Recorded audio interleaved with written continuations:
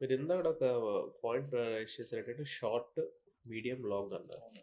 Short term అంటే ఏంటి? ఎన్నాళ్ళు? మీడియం అంటే ఎన్నాళ్ళు? లాంగ్ అంటే ఎన్నాళ్ళు? అంటే short term, long term, medium అంటే ఏం లేదు సార్. ఇక్కడ షార్ట్ టర్మ్ అంటే ఇప్పుడు మీకు 3-6 మంత్స్ అని చెప్తారు. 1 ఇయర్ అని చెప్తారు షార్ట్ టర్మ్. లాంగ్ టర్మ్ అనంటే అబోవ్ 1 ఇయర్ అని వస్తుంది.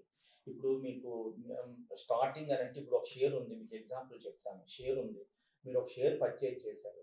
చేసేటప్పుడు మీకు దానికి అన్నీ చూసి దాని ఫండమెంటల్‌గా అన్నీ చూసి దానికి ఒక టార్గెట్ ఇస్తారు.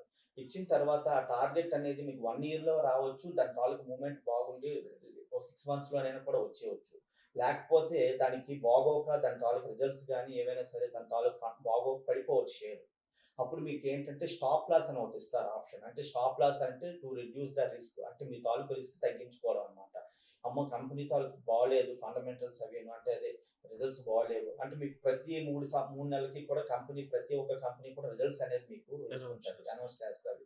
దాన్ని బేస్ చేసుకొని కూడా కొంతమంది అలా ఎగ్జిట్ అవ్వడం అలాంటివి జరుగుతుంటాయి. ఓకే.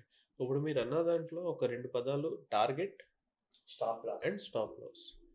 టార్గెట్ అంటే ఏంటి? స్టాప్ లాస్ అంటే చెప్తాను. ఏంటి? ఇప్పుడు మీకు చాలా వరకు అనలిస్ట్‌లు ఎలా ఇస్తారంటే మీకు కరెంట్ మార్కెట్ ప్రైస్ ఇప్పుడు ఎగ్జాంపుల్ ఉంది మీకు రిలయన్స్ ఉంది. రిలయన్స్‌ని మీరు తీసుకుంటే కరెంట్ మార్కెట్ ప్రైస్ ₹1420 ఉంది. ప్రెజెంట్ ఎగ్జాంపుల్ అనుకుందాం. ఇప్పుడు మీకు ఈ లెవెల్‌లో ఎంటర్ అవ్వమన్నారు అనుకుందాం.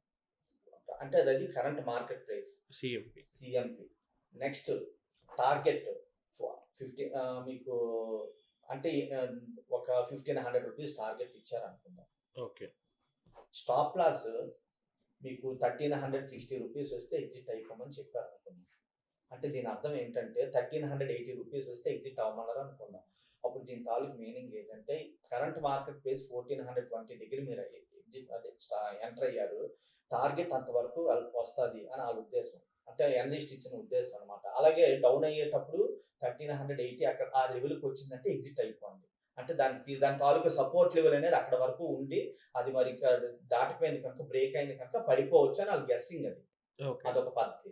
అలా కాకుండా మనం ఏంటంటే ఈ షేర్స్ అనేవి డైరెక్ట్‌గా కూడాను స్టడీ చేసి లాంగ్ టర్మ్ ఇప్పుడు రిలయన్స్ అనే షేర్ ఉంది. అది మీకు మంచి షేర్ అది ఎప్పుడు కూడాను. అంటే బ్లూ చిప్ షేరే.